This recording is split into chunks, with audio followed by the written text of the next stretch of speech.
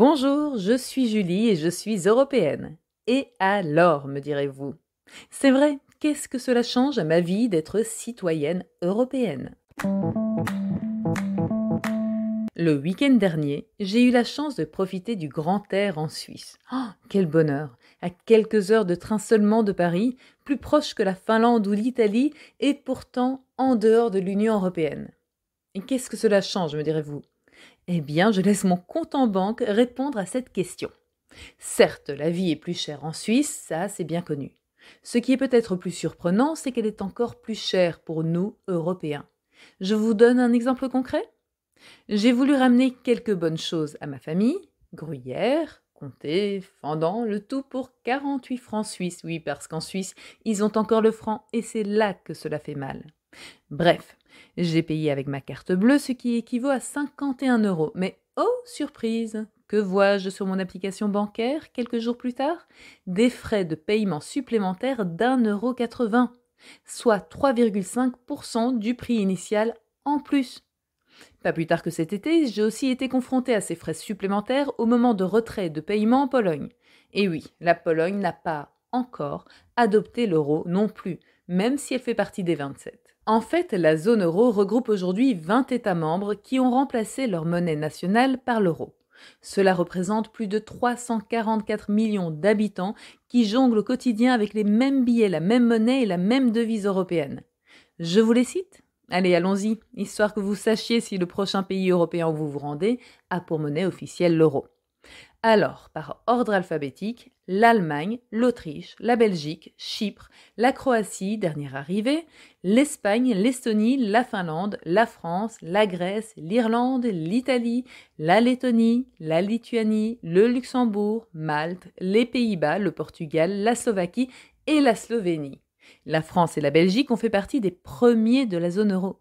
On a d'ailleurs fêté en 2022 les 20 ans de sa présence dans nos portefeuilles et des avantages que cela représente pour nous. Je pense d'abord bien sûr à la facilité d'utiliser des euros dans 20 pays européens sans aucune opération de change ni frais. Les déplacements et les voyages sont facilités et moins coûteux grâce à la suppression des frais de change.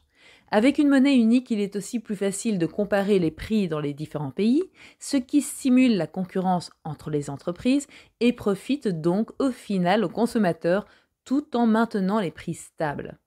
Mais pourquoi alors certains sont-ils convaincus que les prix ont augmenté avec l'arrivée de l'euro?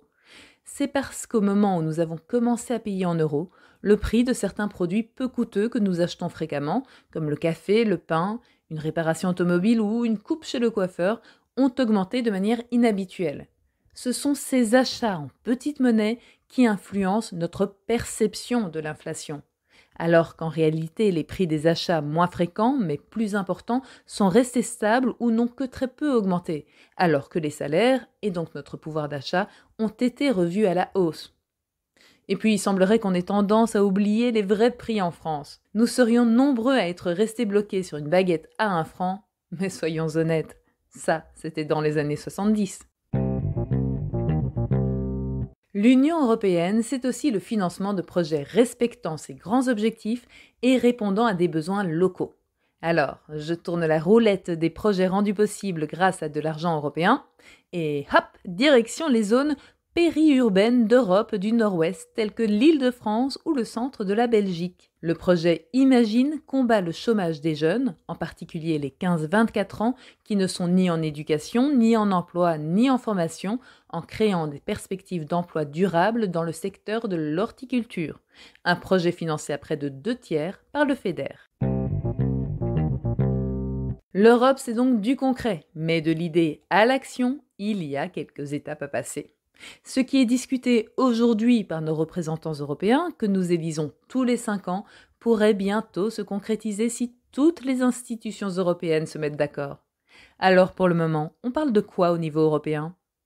Saviez-vous qu'en Europe, la location de courte durée représente 25% de l'ensemble des hébergements touristiques? C'est ce qui motive les députés à vouloir améliorer la transparence des données et à promouvoir un écosystème touristique plus sûr et plus durable. Je vous remercie de m'avoir écouté jusqu'au bout. Je vous invite à partager un maximum ce podcast autour de vous et à lui attribuer des cœurs, des étoiles sur votre plateforme d'écoute préférée. Et je vous donne rendez-vous la semaine prochaine pour parler d'Europe concrètement.